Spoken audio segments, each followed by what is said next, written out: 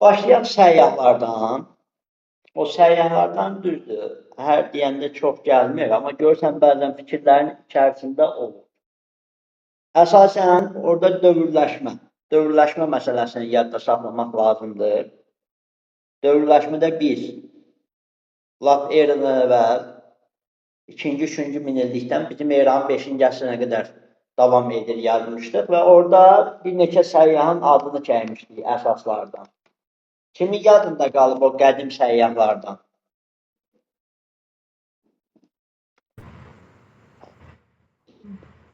Buyur Nəzirə müəllimə. Mən orada əsasən birinci ilə ilk eratasiyonu deyirik.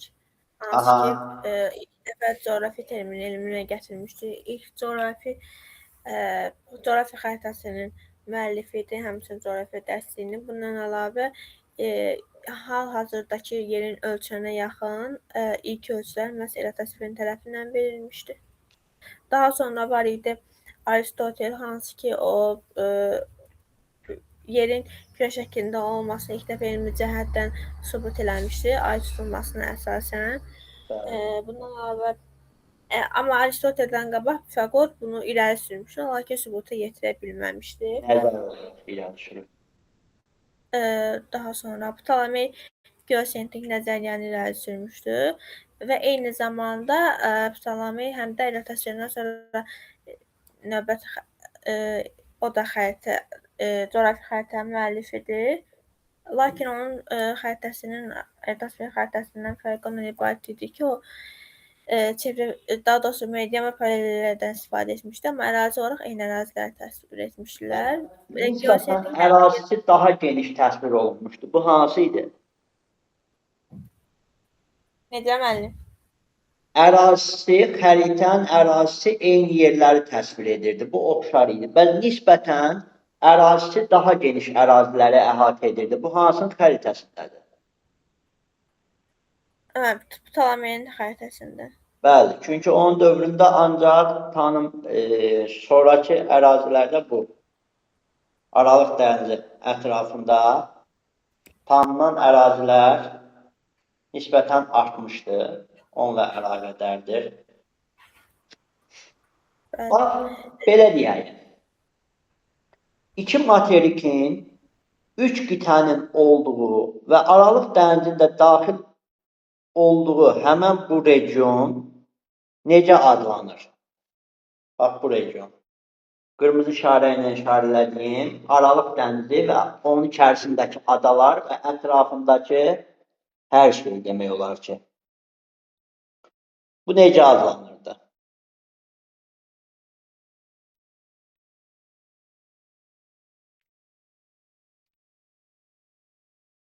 Deyə bilərsiniz bunu. Tets okeanıydı, yoxsa nəyə nəzərdə tutursunuz? Yox, Tets okeanıdır.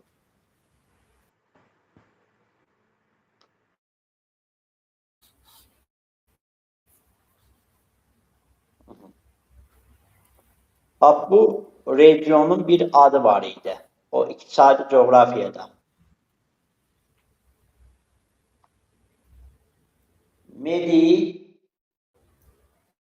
Mediterranean var.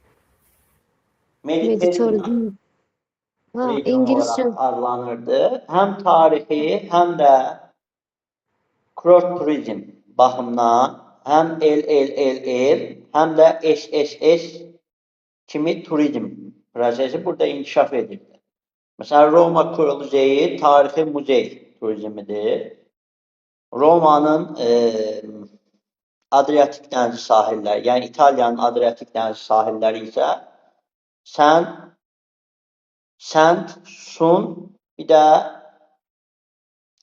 Qum idi, Sun günəş idi, bir də orada nə idi? 3 dənə S hərfi ilə Qum, Sun, günəş, S-lardan biri nə idi? Bir də Asidə vaxt idi, S-la. Bəli, bu üçü də turizmin digər bir təbii resurslarına görə inkişaf etdiyi zonalar idi. Həm bu Mediterraneya bölgəsində, həm o Leosuri, literaturi, bunlar Leosuri asudə vaxtı idi. Literaturi, ədəbiyyatı, onun muzeyləri, tarixi yerləri, mədəniyyəti, bu kimi proseslər 4 dənə ellə işarələnmişdir. El turizmi, bir də səmt, sun, 3 dənə S-lə isə təbii ehtiyatlarının, günəş enerjisinin olduğu belə bir turizm bu regionda özünü göstərirdi. Yaxşı, orta əsrlər dövrü haqqında kim nə deyə bilər?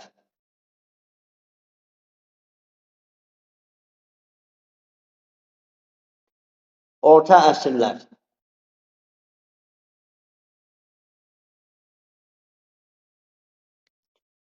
Aha. Baxaq görək. 5-15-ci əsrləri əhatə edirdi. Burada adı çəkilirdi. Baxaq Nəzirə müəllimədən başqa kim? Orta əsrlərdə adı çəkilirdi. Kimlərin?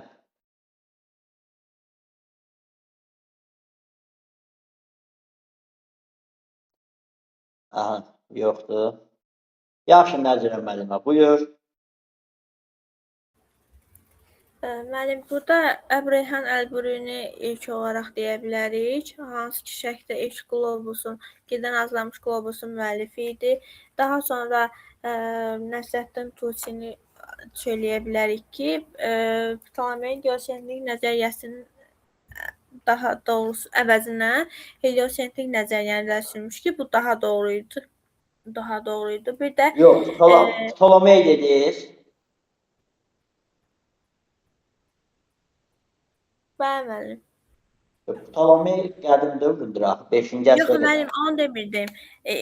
Ptolemey qədim dövrdür. Nəsrəddin Tusi sadəcə olaraq heliosentrik nəzəriyyəni belə deyək də irəli sürmüşdür. Amma tarixdə onun adı ilə qalmayıb da. Aha, bəli, müəllim. Nikolay Kopernikin adı ilə qalıb. Kopernikin adı ilə sadəcə o fikir olaraq bildirmişdi, amma Kopernikin adı ilə təbii ki gedir. Yəni o da orta əsrlər dövrünə aiddir. Daha sonra elə Nikolay Kopernik dedim. Bundan əlavə ümumilikdə götürsək, burada əsasən ərəb və türk səyyahlarının adları çəkilir. Bunlar məsələn Həməvi, Məsudi ərəb səyyahlarından misal göstərə bilərik. Türk səyyahlarından Mahmud Qaşqari, sonra elə Nəsrəddin Tusi, Əl-Bakuvini nümunə göstərə bilərik. Bir də bu dövrdə əsasən xalq olaraq Skandinaviyalılar Xristofor Kolumb və Amerika 5 əsr öncədən Amerika qitəsində olublar. Daha sonra isə Leif Erikson dəstəsi Şimali Amerika materikinin şimal-şərqində dəfələrlə olublar.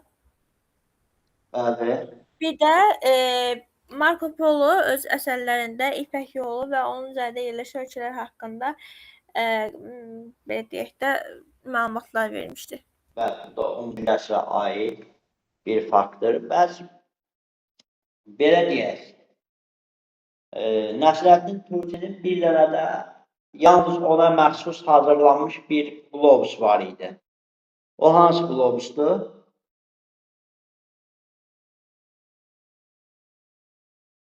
Ulduzlu səmanın qlobusu. Bəli. Heliosentrik nəzəriyyənin banisi kim idi dedik?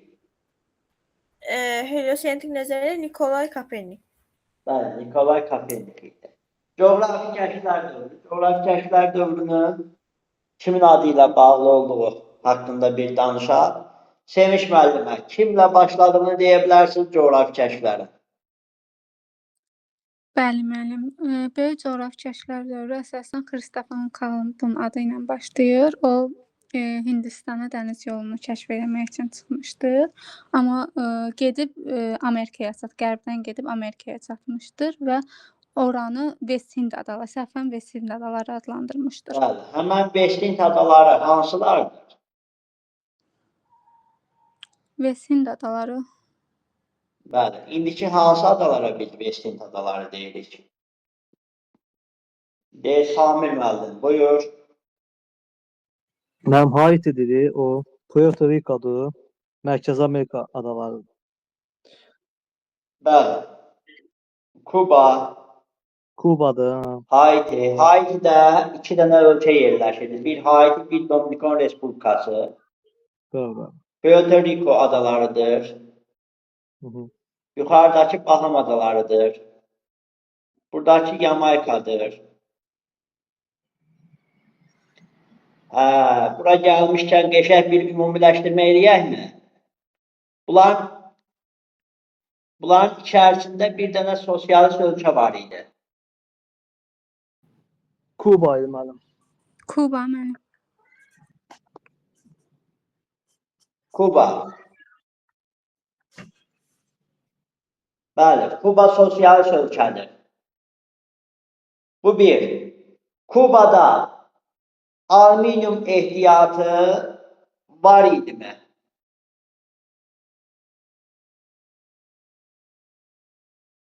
Kubada alüminium ehtiyatı var idimi?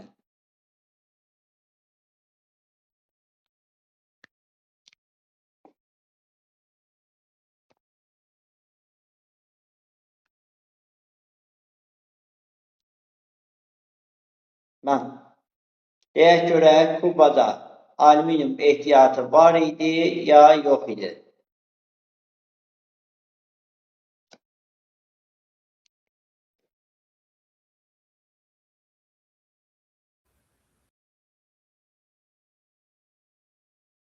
Kim deyərlər?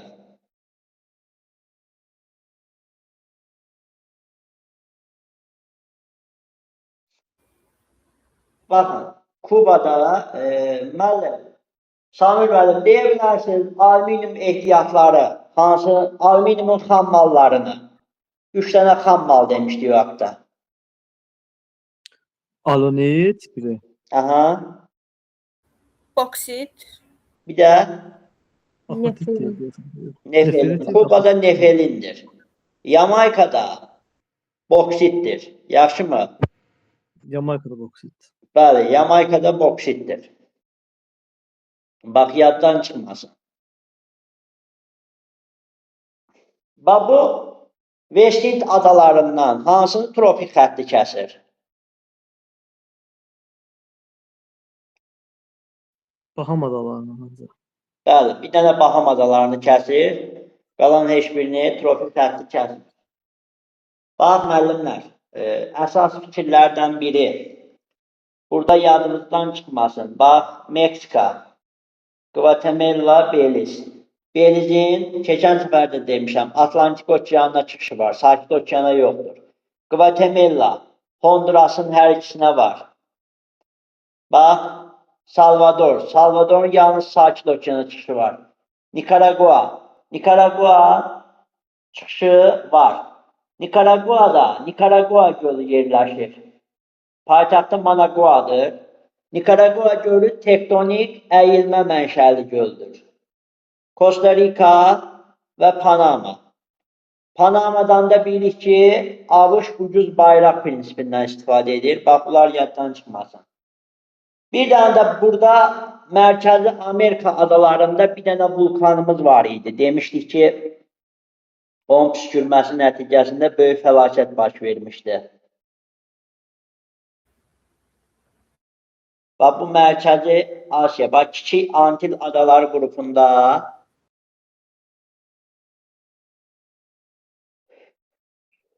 Səhv eləmirəmsə o Martinika adasında idi, müəllim. bəli, Martinika adası, əla. Elə nə ilə M-la başlayır desəm vulkan adı. Yox. Monton, bəli. Monton Pele vulkanı. Özü də Fransaya məxsusdur, bax. Monton Pele vulkanı. Bəli. Bax, bu Fransaya məxsusdur. Hı -hı. Dominikanın heç birinə məxsusluğu yoxdur. Hələ özü bir ölkədir. Saint Louis özü bir ölkədir. Saint Vites və Grenada özü bir ölkədir, kiçik ölkələrdəndir. Barbados kiçik ölkədir. Grenada da kiçik ölkədir. Və burada bir şeyi göstərmək istəyirəm. Təbii ki, St. Kitts və Nevis kiçik bir ölkə olan bu ölkə federativ quruluşlu ölkədir. Bax, Amerika qitəsində 7 dənə federasiya var idi. Şimali və Cənubi Amerika qitəsində 7 federasiya. Biri də bu Mərkəzi Amerikadakı St. Kitts və Nevisdir.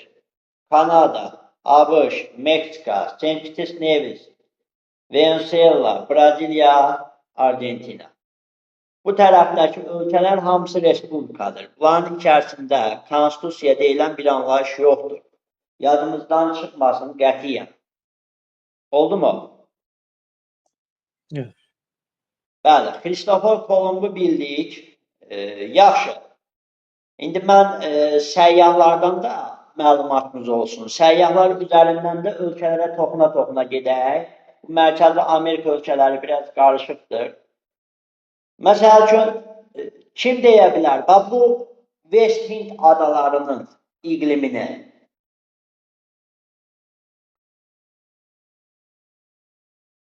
Kim bu West Hind adalarının iqlimi deyə bilər? Mənim tropik dənizdir də o. Bəli, tropik dəniz. Mənim tropik dənizin yağıntısı hansı iqlimin yağıntısına yaxın idi? Ekvatorial deyəsən. Ekvatorial, bəli. İndi səyyahlarla gedəcəyik, davamlı şəkildə indi baxacağıq. Yaxşı, coğrafi kəşflərdə Sevinç müəllim, başqa kimləri deyə bilərsin? Daha sonra Xristofor Kolumdan sonra Vasco da Gama Hindistana gedən yolu kəşf etmişdir. O Afrikadan dolanaraq ən ucuz yolu tapmışdır, Hindistana gedən yolu. Daha İlk dəfə sonra Hindistana dəniz yolunun tapılması 1498. bəli, 1498-ci ildə Vasco da Öz Gama səyahəti hardan başlamışdı? Portuqal alimi oldu. Yəni Portuqal. Bəli, Portuqaliya.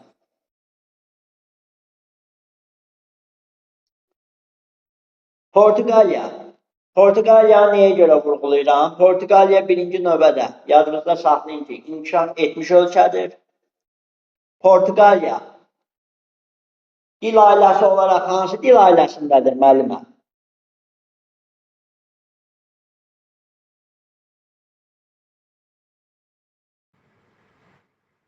Kim deyə bilər? Dil ailəsi olaraq Portuqaliya hansı dil ailəsidir?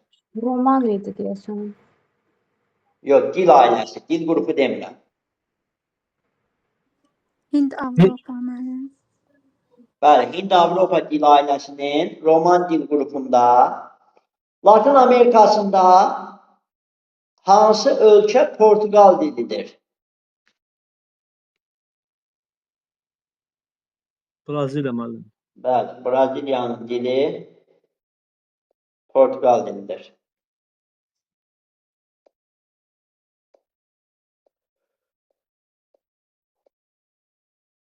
Bax, yaddan çıxmasın.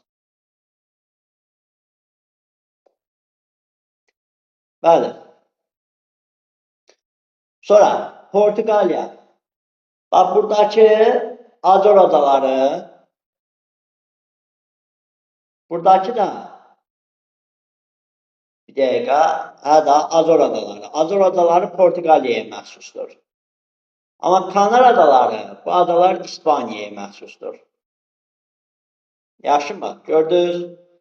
Bir də buradakı Balear adaları. Balear adaları da İspaniyaya məxsusdur. O da yadınızdan çıxmasın qətiyyən. Madeira adası deyəsən İspaniyanın olmalıdır. Nə? Madeira adası da olmalı deyə mənim deyəsən orada. O da İspaniyanın. Bu yuxarıdakı yox, Madeira, Madeira bu balacadır. O seyindir. Portuqaliya. Kanar İspaniyanın, Madeira Portuqaliyanın. Yaxşı mı? Oldu.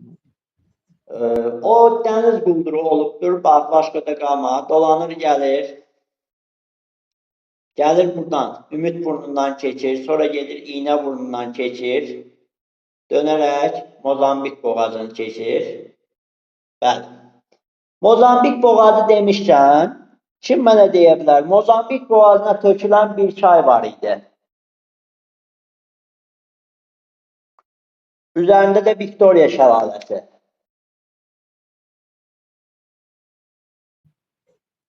Zambezi. Zambezi çayı, bəli. Zambezi çayı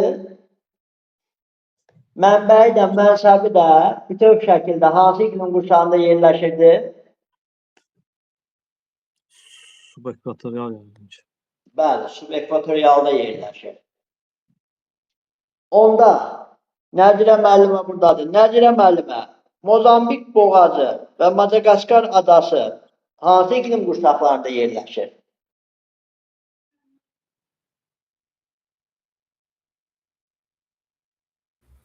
Mən necə? Mozambik boğazı və Madagaskar adası hansı iqlim qurşaqlarında yerləşir?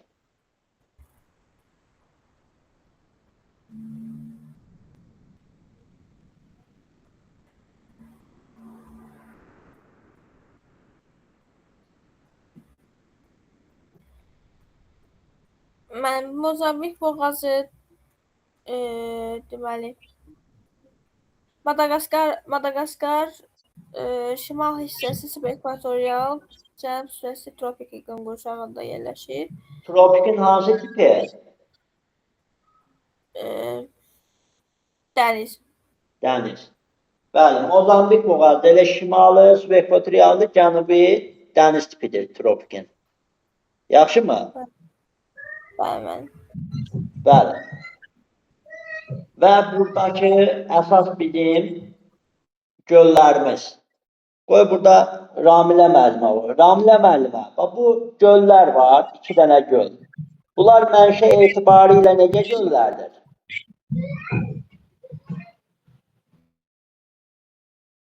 Mənşə etibarilə bu göllər necə göllərdir?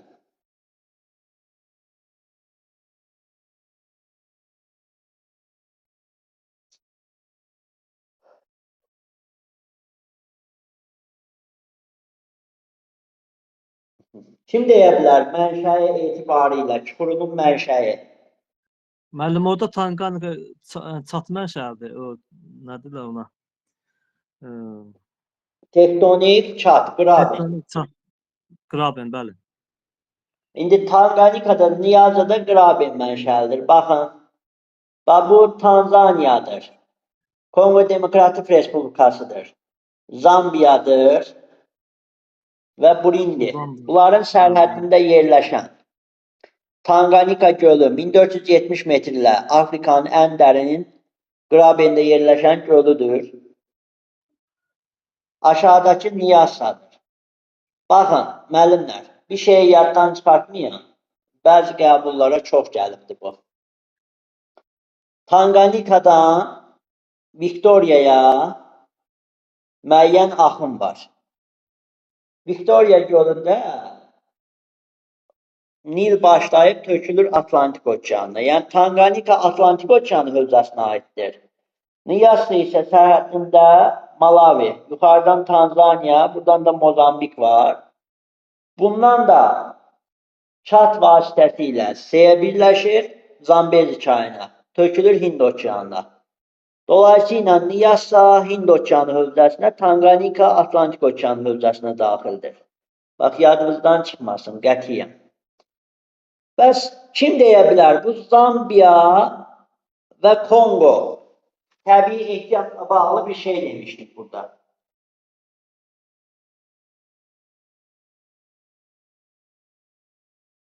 Deyə bilərsiniz? Mən səhv eləmirəmsə Kongoda almaz var idi. Almaz ata var. Yox, almaz yox. Yaxşı Yani fikir deyəsən etdiniz. neft ehtiyatı demişdiniz orada. Nədir? Neft. Yox. Ona Yoxsa görə qızılı? seçilmir də. Müəyyən qədər tərkibində var, amma o seçilmə səviyyədə deyil. Demişdim Polimetal ki, filizləri də var da ehtiyac orada. olarsa götürə bilərsiniz. Polimetal filiz də var orada. Yox, var 2 yeri idi. Bir buraya idi. Bir də Çili ilə Peru idi bu ehtiyata görə. Mis. Mis. Bəli, mis qurşağı.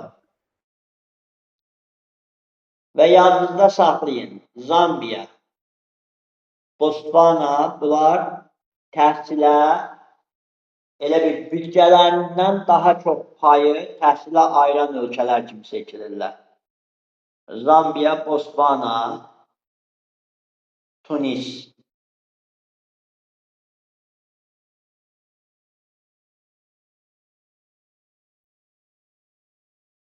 Bu belə.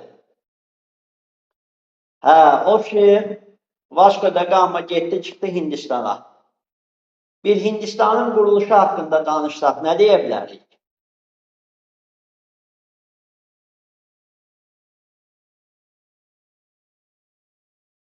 Hindistan hansı quruluşa malikdir?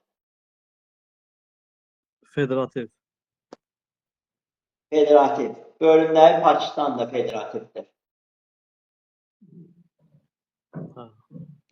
Ramilə müəllimə, Hindistanla Pakistan sərhəddində bir səhra var idi. Demişdik ki, tropik qırılır, yerini subekvatorial. Tar səhrası müəllim. Hansı? Tar səhrası. Tar səhrası var idi, bəli. Buradakı iki ölkə var. Nepal'la Butan ölkəsi. Onların bir-birindən sərhəddi var mı?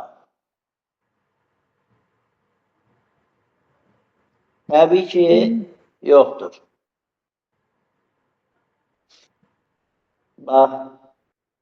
Bəli, bəli. Hindistanda yerləşən yayla hansı idi? Dekan yaylası.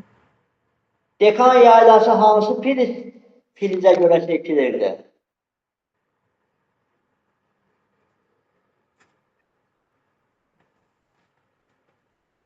Dəmir filizinə görə. Dəmir filiz. Bravo. Dekan yaylasının ətrafındakı dağlar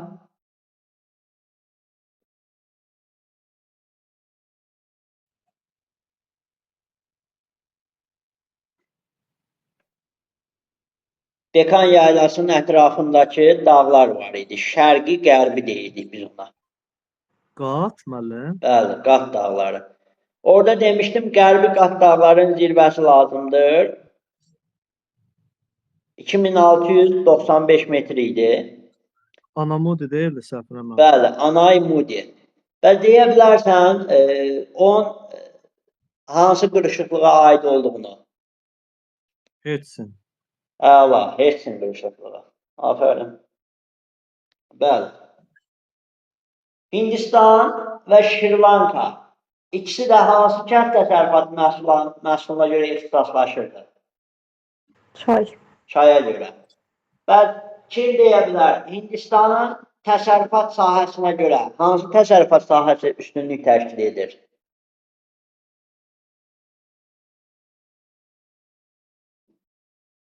O bir var idi kənd təsərrüfatı, bir var idi sənaye, bir də var idi xidmət. Hindistanda hansı daha yüksək idi? Sənaye olar da müəllim, səhv eləmirəm. Bunu bilirsiniz nəyə görə dedim? İstisnalardan biri budur. Hindistan zəif ölkə kimi görsə də adam sayının çox olmasına görə. Hindistanda xidmət sektoru 40%-dən yuxarıdır. Ən çox da xidmət sektorudur. Bilirsən nəyə görə? Çünki orada bir dənə qayçısı, bıçağı olan oturur orada bərbərlik eləyir çöldə. Bu da xidmət sahəsinin çox olmasına şərait yaradıb. O da insanların sayı ilə də bu proses bağlıdır. Aydındırmı?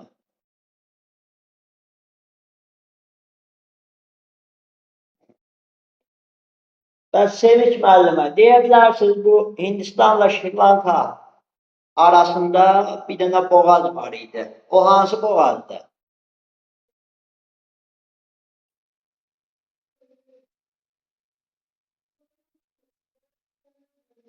Kim deyə bilər o boğazın adını? Müəllim, Polk deyildi. Palk idi. Bəli, Polk boğazıdır. Hı. Yaddan çıxmasın. Oldu mu? Mən Şri-Lanka ekvatorial düşürdü də deyəsən, hə müəllim? Şri-Lankanın cənubi ekvatorial, şimalı subekvatorialdır. Hindistan özü subekvatorial. Bəli. Tamamilə. Yəni Şri Lankada savannalar yayılıb desə götürə bilərik. Hə, var orada. Şimal hissəsində. Bəli. Bu belə.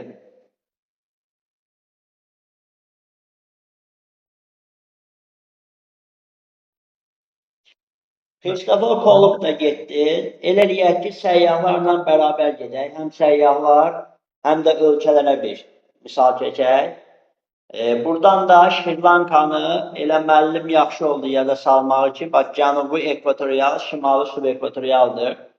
Buradan biz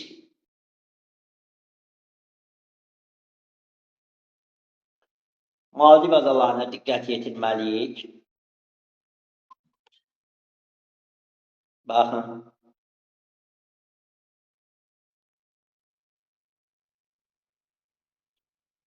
Bax bu Maldiv adaları. Maldiv adalarının çox hissəsi cənubdan ekvatorialdır, az hissəsi subekvatorialdır. Burada bir dənə adamız var idi. Bu hansı ada idi? Sokotra adası. Hansı ölkəyə məxsus? Yemen idi desin müəllim. Yəmən xalqı hansı mənşəli xalqdır? Ərəb. Hansı dil ailəsinə məxsusdur? Hind arı da desin.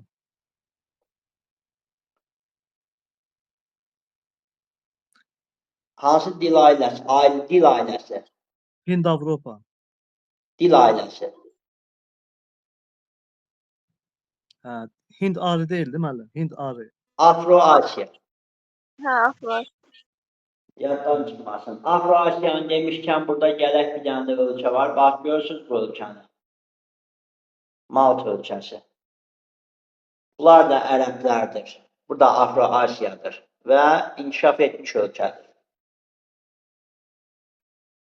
Yaddan çıxmasın. Oldu mu?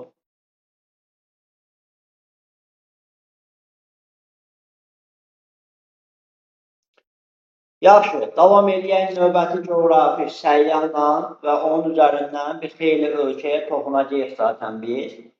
Buyurun, növbəti demək bizə Vasko da Gama haqqında danışdıq. Başqa kim haqqında danışa bilərik? Magellan haqqında. Bəli, Magellan. Magellan özü əslən haralıdır? İtaliyalı.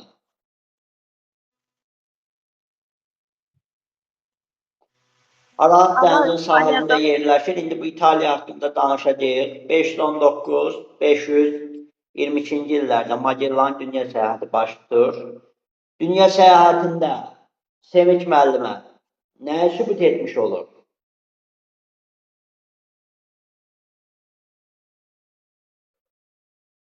Dünya okeanın vahidliyini, Aha, vahidliyini.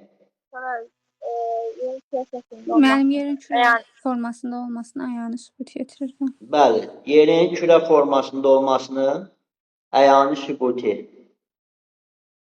Bu nəsə el-aləm qarışlayıb bir yerə. Bu nədən oldu mən bilmədim. Əslində belə görsətməməli idi. Oradan siz yaxşı görürsünüz da. Yaxşı görünür. Bu planşetin son günlərini yaşayır. Yəqin ki, bu son dərslərimizdən başını qoyacaq bu gündə təmir elətdirmişəm. Dünən də heç nə. Dünən yenə açası idim sizə. Alındıra bilmədik. Aha. Müəllimlər, bu İtaliya özündə bir çox şeyi birləşdirir. Gəlin bu İtaliya haqqında danışaq. İtaliyanın daxilində Roma şəhərinə yaxın. Baxın. Bu hansı ölkədir? Vatikan. Vatikan. Bəli, Roma papasının məskunlaşdığı həmən o Vatikan. Cəmi 0,17 kilometr kvadrat bir ərazini təşkil edir. Roma şəhərinin daxilində yerləşir. 1-2 teokratik monarxiyadır. Bu İtaliyada Alp dağlarının İtaliya tərəfinə olan ətəklərində bir dənə göl yerləşirdi. O hansı göl idi? Qarda gölü. Qarda gölü, bəli.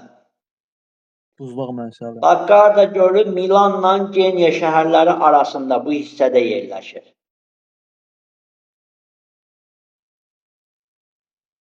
Sonra burada yadınıza gəlir Adriatik dənizinə tökülən bir çay var idi, onun da ətrafında ovalıq. Po çay deyil, değil mi? Bəli, Po çayı ətrafında da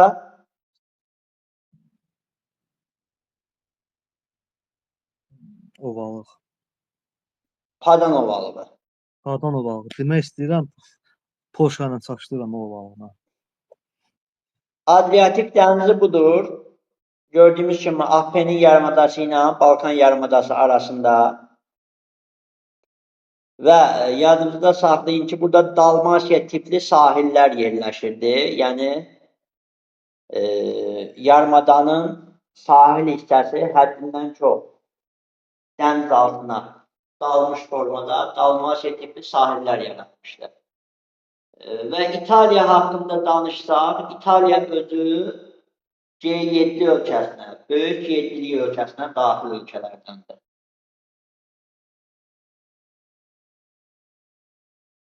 Eyni zamanda İtaliya və Fransa uzunömürlülər ölkələrindən biridir. 82 yaş ortalama. Bəli. İndi təbii ki, bu çıxır, gəlir burada. Hardan keçir? Magellan boğazı. Görürsünüz. Burada da Odlu Torpaq adası var. Odlu torpağın da yarısı Argentinaya, yarısı Çiliyə məxsusdur. Bəli. Falkland adaları da hara məxsusdur demişdik keçən səfər. Argentinaya. İngiltərəyə. Bəs burada bax bu hissə var ha. Antarktida yarımadası. Burada demişdim ki, hansı xalqlar yaşayır?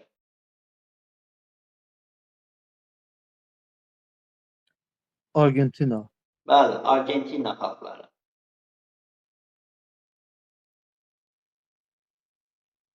Əla. Magellan öldürüldüyü ada Filippin. Filippin. bəli, Filippin adası. Bəs Filippin adası haqqında nə deyə bilərsiniz?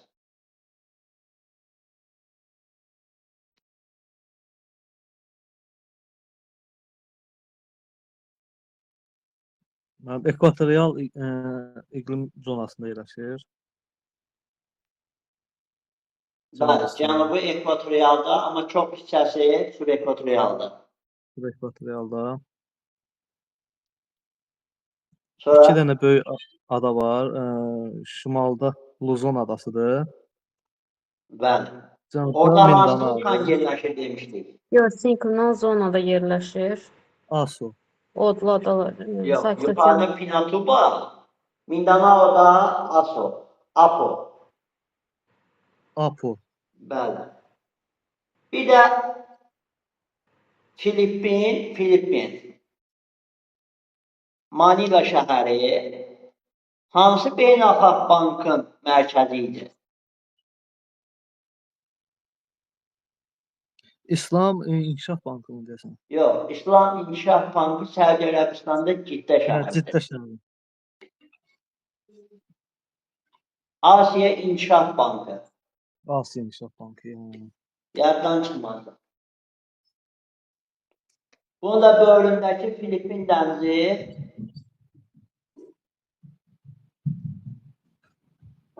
ən böyük dəniz hesab olunur. Yaddan çıxmaz.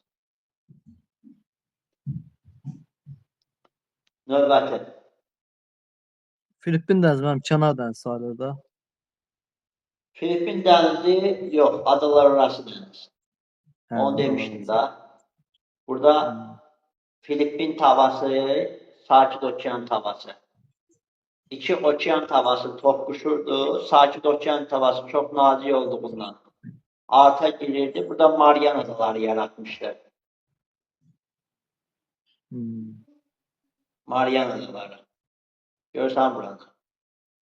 Bəli. O Marian adaları ilə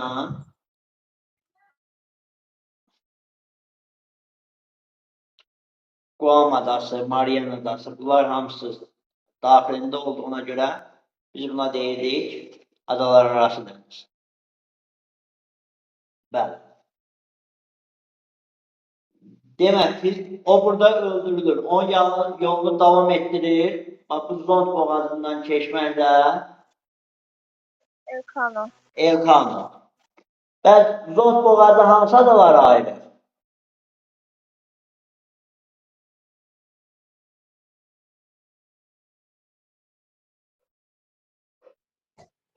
Zond boğazının ayırdığı adalar.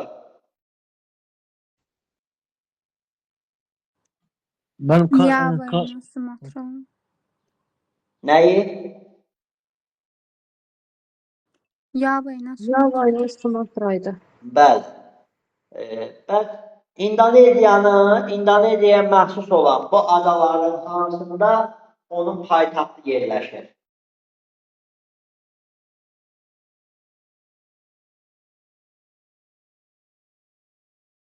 Sumatrada yerləşir deyəsən.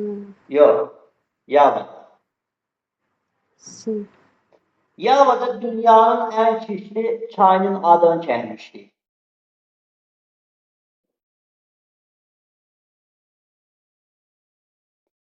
Deyə bilərsiniz. Stalium çayı müəllim. Bilmiyorum.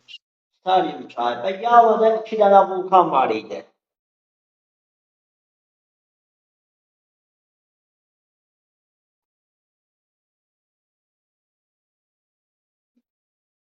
Krakatau vulkanıydı biri. Aha. Krakatau Yavada deyil.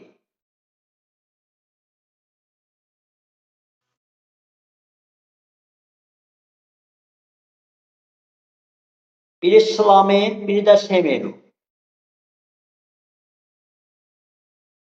Yaddan çıxmaz. Slamen, Semeru. Və Sumatrada hansı vulkanlar idi? Krakatau'dur orada mənim. Krakatau ilə Kerinci vulkanı. Yaddan çıxmasın.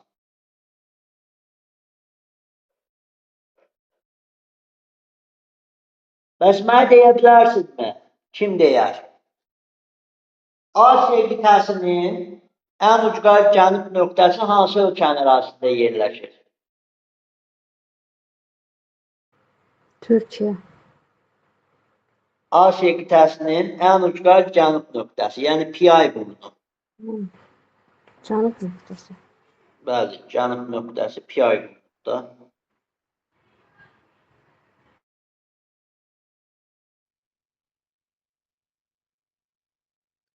Malakka yarımadasında yerləşir də deyəsən. Malakka yarımadası Sinqapur ölkəsi. Sinqapur inkişaf etməkdə olandı, yoxsa inkişaf etmir?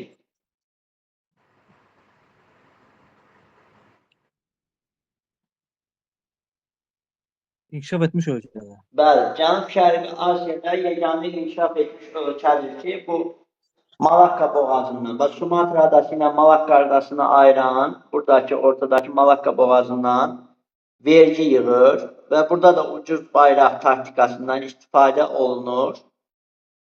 Və bu ölkə Sinqapur ölkəsi. Port ölkə, liman ölkədə olaraq bilinir.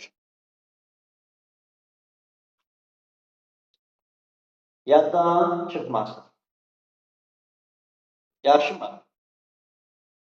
Elə bura gəlib çıxmışkən, biz buradakı ölkələrə toxunmasaq təbii ki, olmaz. Vyetnam və Laos haqqında biz ilkin olaraq nə deyirik?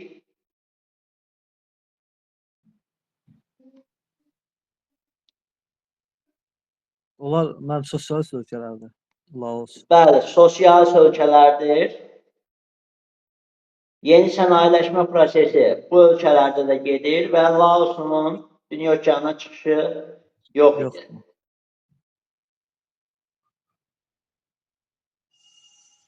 Yaddan çıxmasın. Mussonların təsirinin olduğu ölkələrdir bu. Burada yerləşən Malayziya ölkəsinin idarə etmə forması və inzibati quruluşunu kim deyər? Federativdir Malayziya. Federativ, inzibati quruluşuna görə federativ və idarə etməsinə Monarxiyadır mənim səhv olmursam. necə monarxiya? Konstitusiyalı. Konstitusiyalı. Bəli. Taylandın da idarə etməsi və quruluşu Respublikadır. respublika yox. Konstitusiyalı monarxiyadır. Unitardır. Unitar, hə. Myanmada konstitusiyalı monarxiya unitar. Malayziya hansı ehtiyatlara malikdir? Wolfram. Qalay Wolfram quşağı, bəli, ixtisaslaşır. Müəyyən qədər nefti qazı var və müəyyən qədər də Filippinlə Malayziyada mis ehtiyatı var. Yaxşımı? Yaxşı. İndi bu Khan Elkano keçdi. Biz desək ki, Fernando Magellan'ın ekspedisiyanın keçmədiyi okeanlar hansı olar? Fernando Magellan'ın ekspedisiyasının keçmədiyi okeanlar.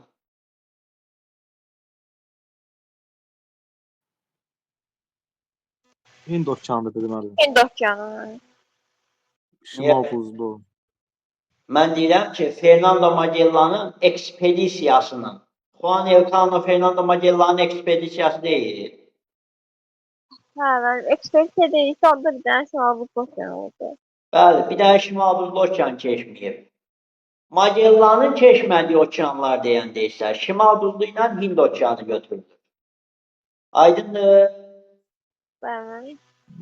Yaddan çıxmasın, bax. Belə ifadələr mütləq bizə lazımdır. Diqqətli olmaq lazımdır. Bəli, Fernando Magellan'dan da yekunlaşdıq və dünyanın ən böyük və ən dərin boğazı.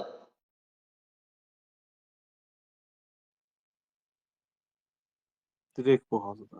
Drake boğazı. Drake hansı dövrün səyyahıdır? Yeni kəşflərimdir məncə. Coğrafi kəşflərin nə? Drake'lə bağlı nə yadınızdadır? Magellan'dan sonra ikinci dəfə dünya səyahətini elədi. Nə eləyib? Magellan'dan sonra ikinci dəfə dünya səyahəti etmişdi.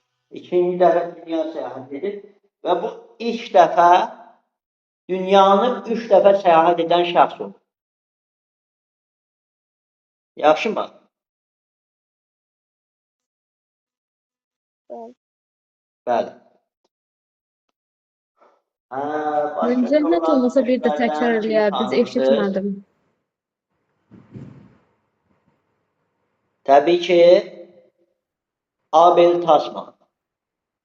Müəllim, bayaqki cümləni bir də təkrar eləyə bilərsiniz, eşitmədim. Dünyanın Magellan'dan sonra ikinci dünya səyahətçisi Drake olub 16-cı əsrdə. Drake özdə ilk dəfə dünyanı 3 dəfə səyahət edir.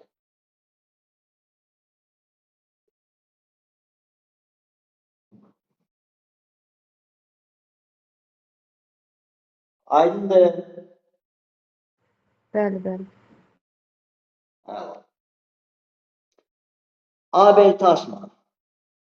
Avustraliyanın ilk dəfə materik kimi tapan olub. Tasmaniya adasını o tapıb, Yeni Zelandiyanı o tapıb.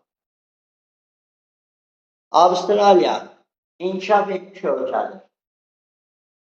İngiltərədən müəyyən asılılığı var, amma 20-ci əsrdə dominionlu, özünü idarə etmə hüququ alıb.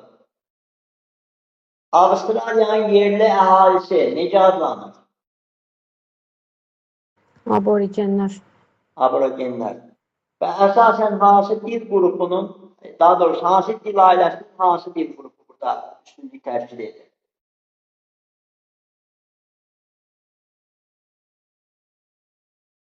Kim deyə bilər?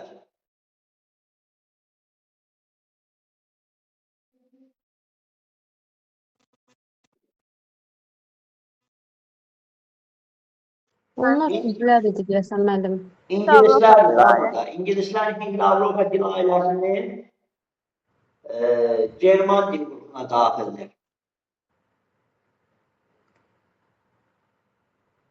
Bunu demişdik ki, buranın ən böyük zirvəsi Samir müəllim. Kastuşkan var. Kostiyushko zirvəsidir. Nə qədər idi? 2228 metr. Buradakı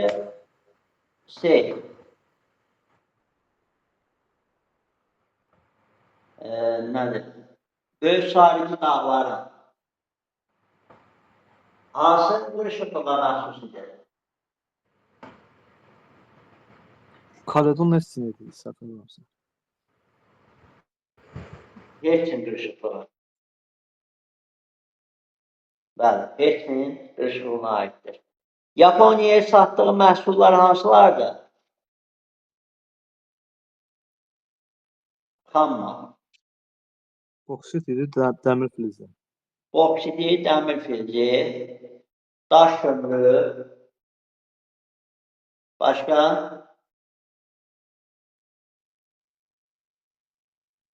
Qaz satırdı, qaz. Başqa nə satırdı? Bilməm, neft var idi, sonra neft də satmalı aldı. Yox, nefti yoxdur. Bir də buğda satırdı. Oldu mu? Buğda, daş kömür, Qaz, dəmir filzi, boksit. buğda, daş kömür, dəmir, boksit. Boksitə görə də o Keypiyok yarımadası birinci sırada idi da. Bəli, bəli. Bəli. Buranın ən alçaq nöqtəsi var idi.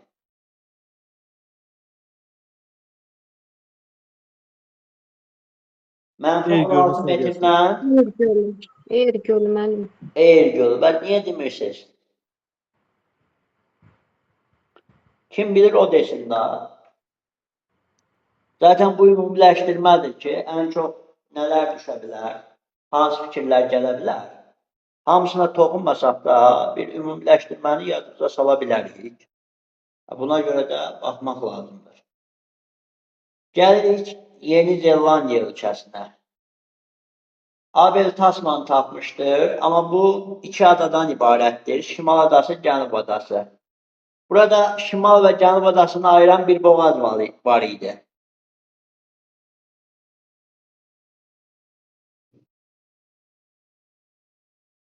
Hansı boğaz idi o? Cook boğazı idi müəllim. James Bəli, Cook'un adı. James Cook. Cook hansı dövrün səyyahıdır? Yeni dövrün müəllim. Bəli, 18-ci əsrin səyyahlarındandır. Bəs bunun paytaxtı Şimal adasında Wellington yerləşir. Bəs deyə bilərsiniz, bunun Şimal adası hansı iqlim qurşağında yerləşir?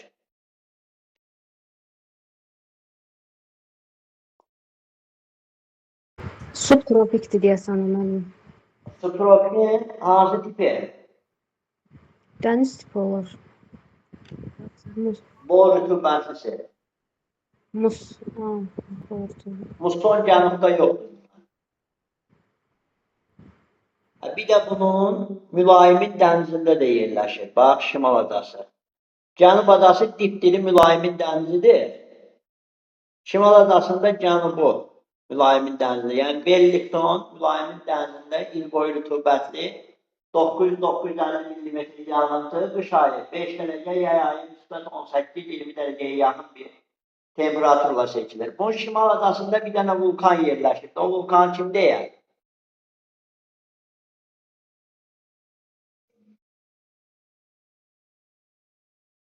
Yeni Zelandiya şimal adasındakı o vulkan. Kimin yadındadır?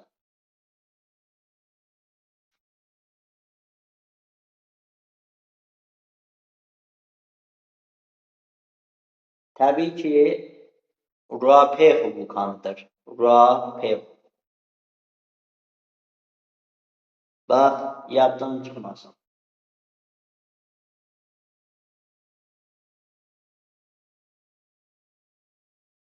Hə. Bəs coğrafi kəşflər dövründə xəritələri bir yerə yığaraq atlas yaratmış şəxs kim idi? 1595.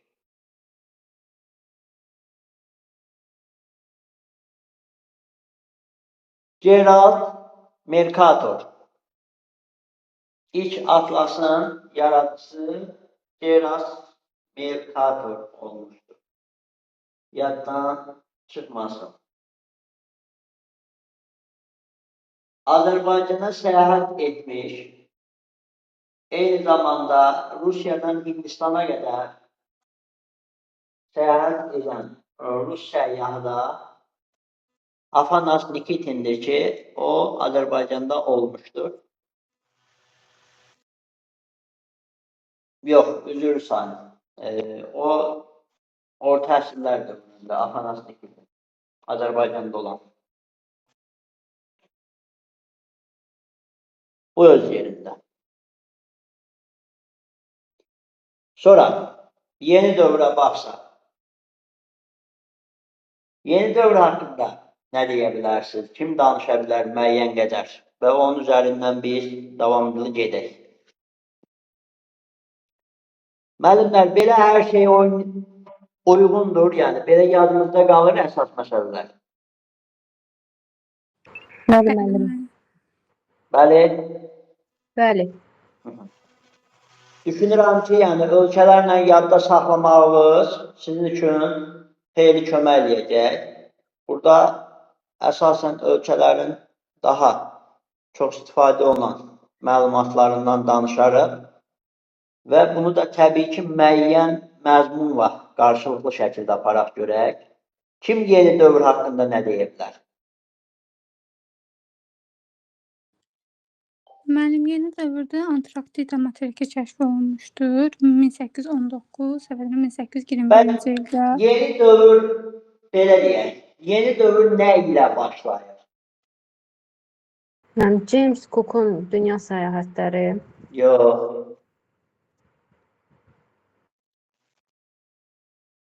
Bir Rus səyyahı var. Mən Dejinyavan Amerikada şəklində Bellingshausen, müəllim, Bellingshausen vardı. Dejinyavan. Hələ bu şərq boğazı olan, ucqar şərq boğazı olan Dejinyavu tapmasıyla başlayır Rusiya ərazisində. Dejinyav Rus səyyahıdır. Rusiya haqqında fikirlərimiz. Buyurun, həmən o Rusiya. Bugünkü günün böyük imperiyası haqqında kimin fikirləri var? Buyursun, bir-bir desin.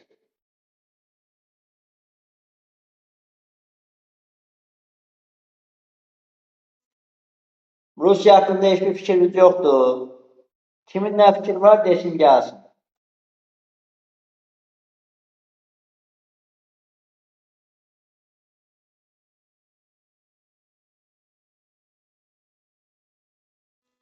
Dünyada ərazisiyə malik ölkədir. Bu bir. Ümumi ölkə haqqında qədim dövr, nə idi? Ərazisində qədim dövrdən müasir dövrə qədər qırışıqlıq mərhələləri inkişaf edir. Ən uzun çayı hansıdır bu Rusiyanın?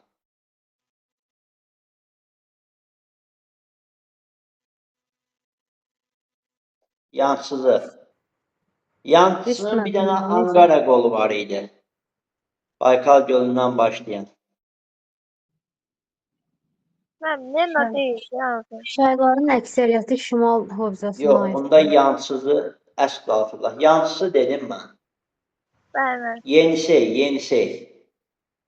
Yenisey'in qolu Ankara. Yenisey də ən uzunluqlardan müəllim. Sonra Mezozoik Kimmer qırışıqlığına məhsul olan Verxyanski, Kerski dağları buradadır.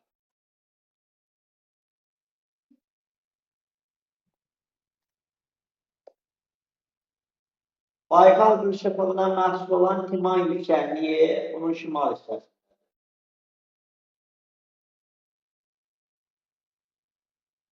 Baykal qırışıqlığına aid Baykal dağları oradadır. Baykal ətrafı. Baykal ətrafı, Timay yüksəkliyi buradır. Baykal ətrafı Zabaykalya, Pribaykalya.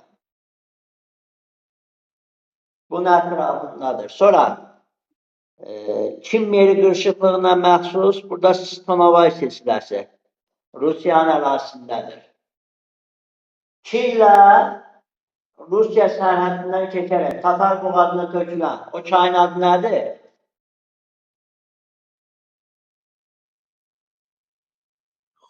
Tatar boğazına Amur çayı.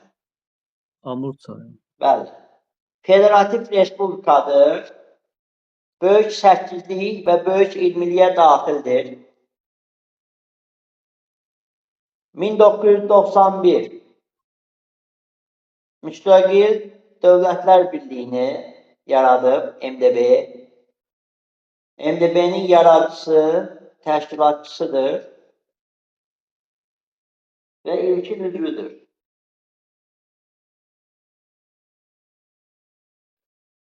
Neçə okean hövzəsində çıxışı var bunun?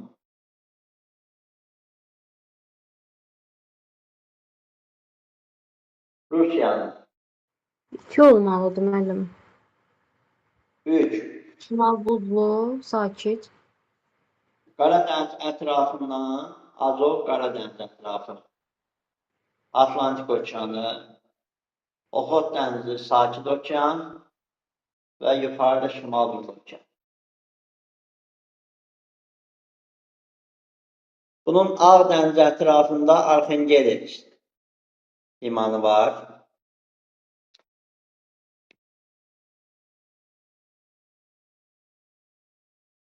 Yapon dənizi ətrafında Krasnoyarsk dəniz limanına malikdir. Novosibir adlı Qaradəniz ətrafında limana malikdir. Rusiya. Yaddan çıxmasın bunlarda. Skandinaviyanın davamı olan Kola yarımadası da Rusiyanın ərazisine daxildir. Burada Litva, Polşanın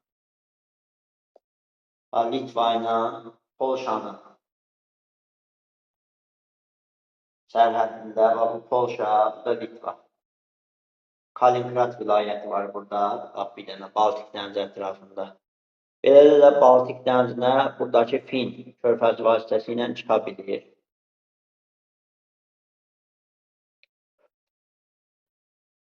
Bəli. Bu belə, müəllimlər. Bu da Rusiya haqqında. Müəllimlər, qısa 15 dəqiqəlik fasilə verin, beynimiz yorulmasın deyə. Mən özüm də biraz yorğunam.